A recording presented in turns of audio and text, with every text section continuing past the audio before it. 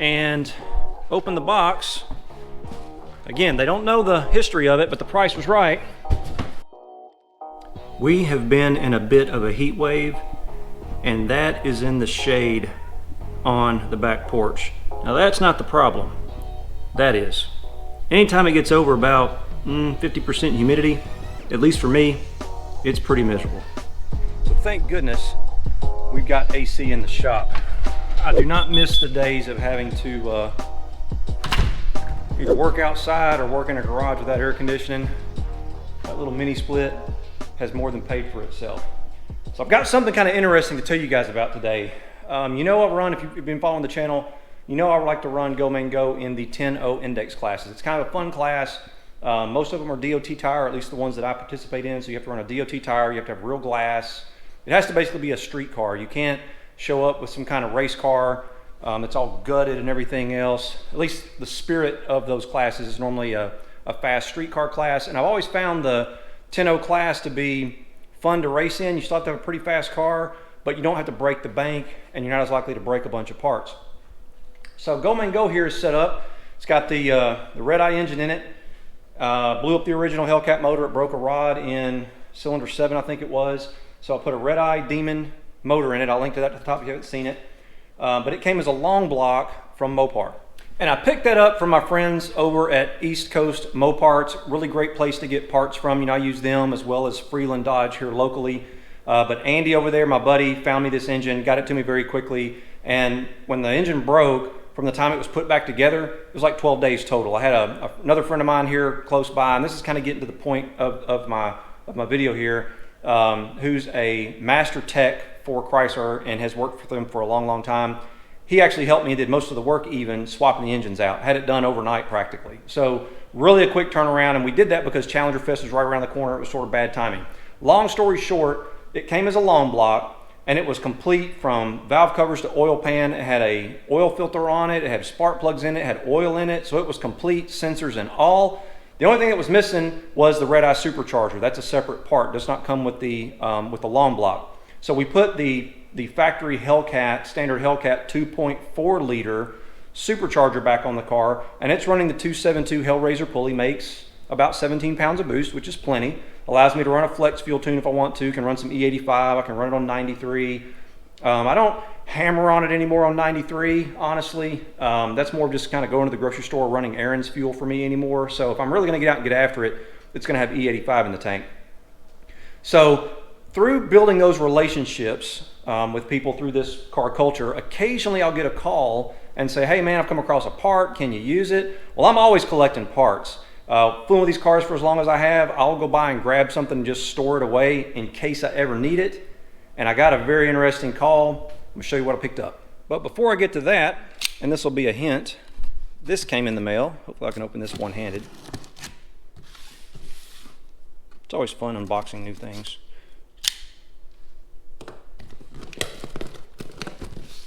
Oh, it's stapled.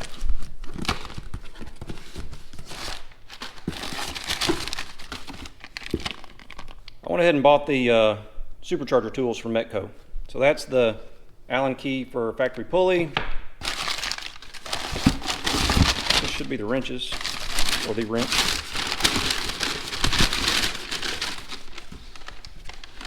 Check that out. So I went ahead and picked up the full deal.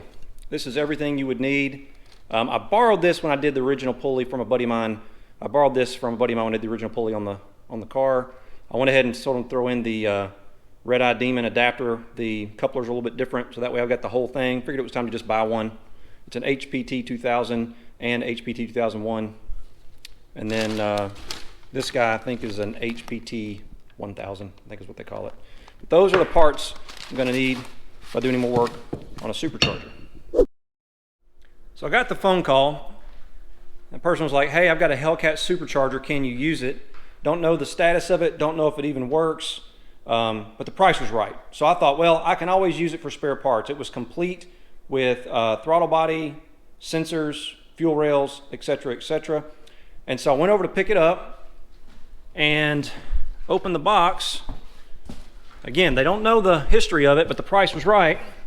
And I'm expecting it to be a standard Hellcat supercharger like the one on the car, and I would just have it for spare pieces. Look at this.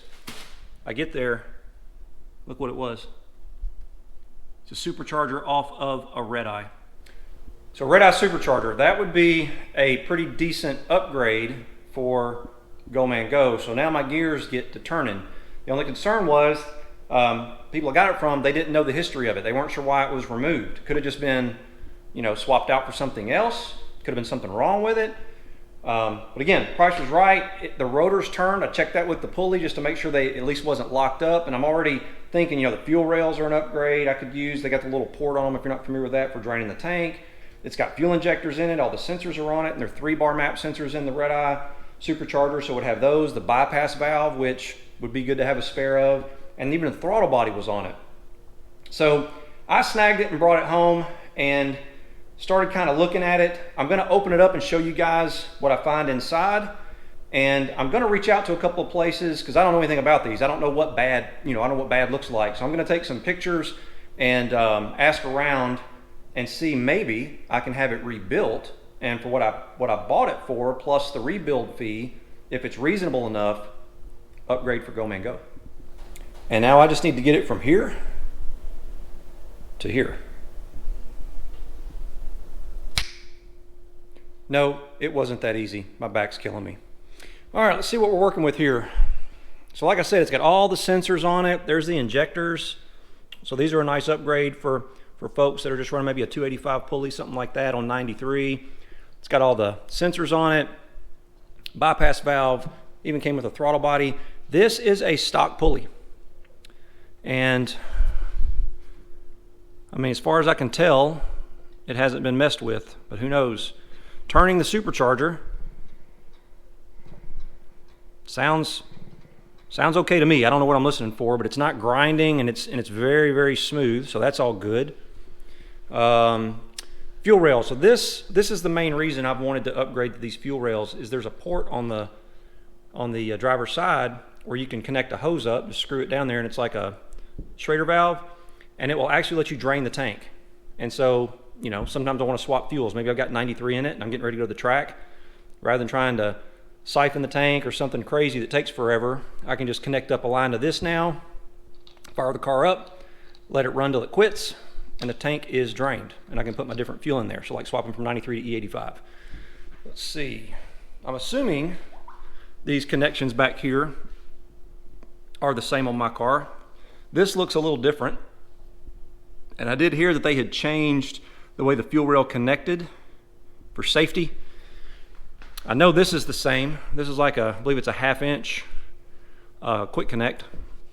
That's where your primary feed line from the tank plugs in. So I know that's the same, but this is a little bit different. So I'll have to check that out on my 2016, see how that looks. First thing I'm gonna do is pull the lid off and have a look at the rotors. And when I get into it, I'm really curious how these snout bolts are gonna look, if I'll be able to tell if they've ever been taken off. Because like I said, it's a factory pulley on it now, and the cover doesn't look like that's ever been messed with, but someone could have put a new one on, so who knows. But we'll get the lid off, take a look at the rotors. Hopefully they look like they're in good shape. I'll take some pictures and maybe I can find one of the folks that rebuilds them to take a look and tell me if it's worth sending in. These bolts are a star bolt, and I think they're a T30. And I've got one of these kinds of bits that will get the job done, but it's a 1/2 inch drive, and I had one in a screwdriver kit. So I'm gonna use it and just zip these out.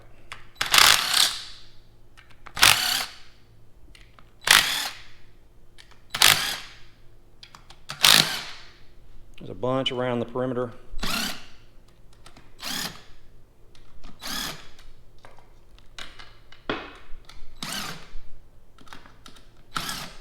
So got them all out. The middle ones are long, around the edge are short. There's 5 of these. I think I counted 16 of those. And then to get the lid off, there's a tab back here. Sort of, I may not be able to do this one-handed, but we sort of want to rock it up. And you want to be careful because there's a paper gasket under the lid. And if you're careful and don't mess it up, you can reuse it. If you mess it up, you have to buy a gasket kit, which is pretty expensive, and it includes every gasket for the supercharger. So if you mess up this one, you got to buy the whole thing. So I'm gonna put the camera down for just a second, pop the lid off. It's mainly gonna be hung up in the bypass valve, that's a rubber gasket around it.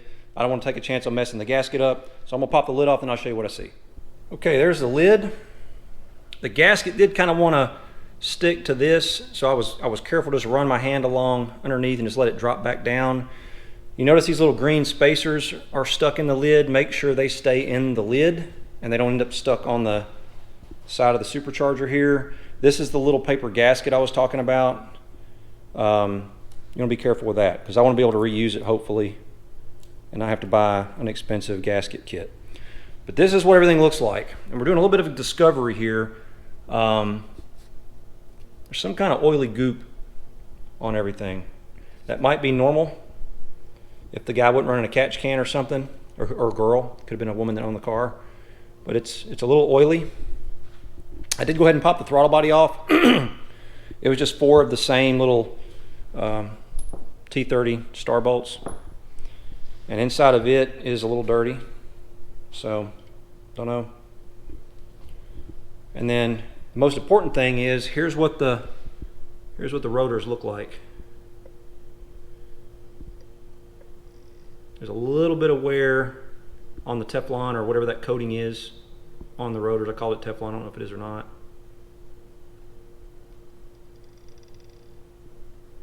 But that's what I'm working with. So what I want to do is take some pictures of these rotors and send them off to a couple places and see if this thing's good to go for a rebuild.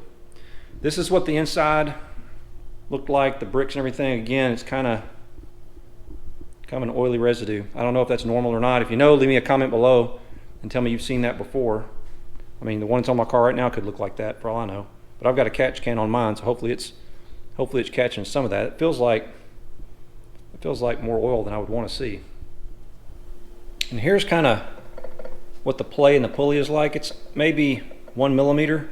There's no play that I can feel in or out. It's just side to side, maybe 1 millimeter. So anyway, send some pictures off, see what I hear back.